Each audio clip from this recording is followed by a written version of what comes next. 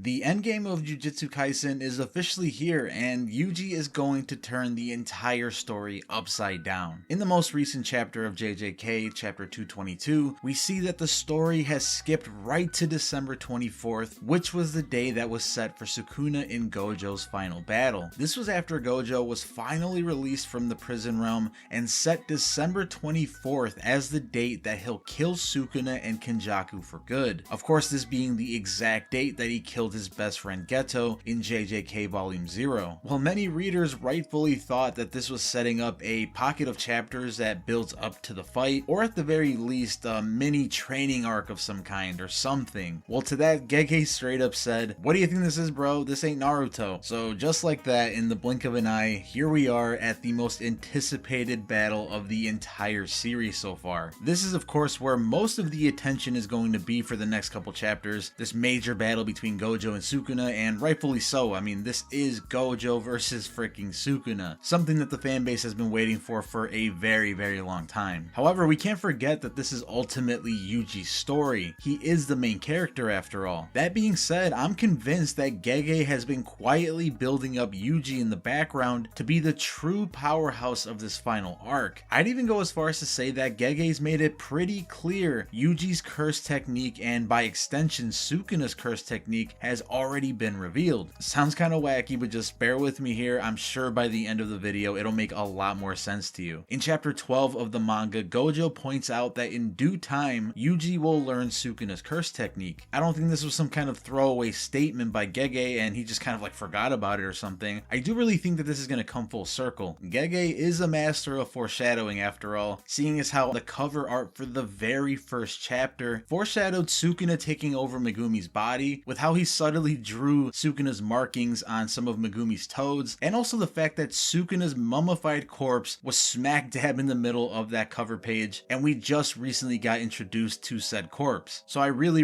wouldn't find it hard to believe that Gege is going to bring this stuff full circle over 200 chapters later. And in all honesty, Gege's already been setting it up, like it's already right in front of our faces. And if you don't believe me, you don't have to look very far, because in chapter 216, after Yuji and Sukuna's quick little battle before he leaves to go take the bath to kind of fully complete his transformation, he notices that there's a little cut on his finger, and Gege makes it very clear that this is something that's important because he even zooms in on it in a separate section of the same page. Now at first many thought that this was kind of Megumi fighting back against Sukuna controlling his body, and this was like a subtle sign that Megumi's still in there. But now with the context of what comes after this page takes on a whole new meaning, because this possibly could be showing that this is the first sign of Yuji utilizing Sukuna's cleave or dismantle technique. And the way this is possible is explained in chapter 220, where it shows that now that Yuji is not the host to Sukuna, he's pretty much a cursed object soaked in his cursed energy, which, putting two and two together, means that some of Sukuna's cursed energy still resides with Yuji and is pretty much at his disposal for him to use. Now it doesn't immediately mean that now that Yuji has his cursed energy that he can now use his cursed technique, because after all it hasn't been specifically stated that cleave and dismantle is even Sukuna's original cursed technique to begin with. But believe it or not, it's already been laid out to us what Sukuna's true ability really is, and this also explains what he's meant by referring to true Jujutsu sorcery several times throughout the story. So to fully understand what Sukuna's real technique is and how Yuji's actually obtained it, we actually have to go back to Mahito, because Mahito is the first character in the series that's really hammered home the idea of the body and the soul being one and the same. And this is kind of a theme that's been carried throughout the manga ever since. But why does that concept even matter at this point? Well, going back to Mahito, his curse technique was idol transfiguration, which was the ability to manipulate the soul of any human being. This is how he's able to deform humans into these like curse-like looking monsters, because he directly manipulated their souls to make them look this way. And ever since then, it's been kind of hammered home, the whole concept of the body and the soul being intertwined and essentially being one and the same. And why I think this was introduced so early is because I think this was Gege's clever way of introducing the true concept of Jujutsu sorcery. And I think the way that Mahito was able to manipulate someone's body and his own body to take whatever form he pleases is also the same way that Sukuna managed to make himself look like this like humanoid curse back in the Heian era, now that we've recently gotten images of what he looked like at the time. He doesn't look human, but he also doesn't look like a curse. This could be implying that Sukuna is also able to manipulate his own soul in order to take the form that he chooses, which again ties back to what he means when he says true Jujutsu sorcery, because to me this is the essence of what Sukuna's true ability is, and that's the ability to manipulate his own soul and also consume the souls or part of the souls of others in order to utilize their curse techniques. Well, that's a big statement, so let me explain that for a second. This is, after all, theoretically how Sukuna is currently using Megumi's curse technique, the 10 Shadows, because he is in his body interacting with his soul, therefore being able to use his curse technique following the same logic. This is how Sukuna is able to use Cleave and Dismantle on top of seemingly some fire curse technique that he used against Jogo, where we gotta remember that he used the phrase open in order to use this ability. It's been heavily theorized in the past that Sukuna's true innate ability is being able to consume parts of the soul of others in order to utilize their curse techniques, which also might explain why just a few chapters back, Sukuna decided to straight up bite the shoulder off of Nana Kurusu instead of straight up kill her. At that moment, he could have bitten off a piece of her soul and therefore now has the ability to use Jacob's ladder much like she could. Going slightly off topic here, this might be how Sukuna ultimately defeats Gojo by using Jacob's ladder to extinguish his infinite void curse technique, but that's a conversation for another video. Circling back to Yuji, all this stuff I've laid out for you retroactively makes a statement that Yuji recently made in the manga make a ton more sense and have a much heavier implication, because immediately after referring to Yuji as this cursed object soaked in Sukuna's cursed energy, Yuji points out that he'll eat anything to defeat that creep, and later on it was heavily implied that Yuji actually ate the remaining cursed womb death paintings that Chozo was holding onto. This of course would give Yuji a massive